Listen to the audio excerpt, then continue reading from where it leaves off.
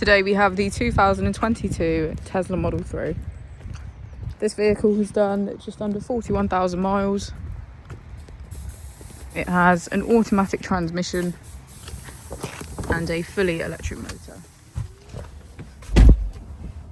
On our user interface, we're met with an overview of the vehicle. This allows us to open the bonnet, charging port and boot, all from within inside the car.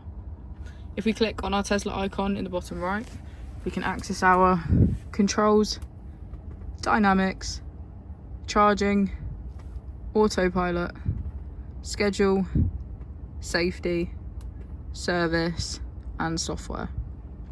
Within safety we have advanced features such as a pin to drive and a glove box pin. If we go into software and click on additional vehicle information, we can get a deeper analysis of the vehicle spec. The Model 3 comes with a 360 degrees camera, and with that you can access your dash cam. If we press here, we can access our climate control with heated seats on either side, our heated steering wheel and heated windscreen. As we go into the back of the vehicle, we can see that it has a full leather black interior and get a good view of our panoramic roof.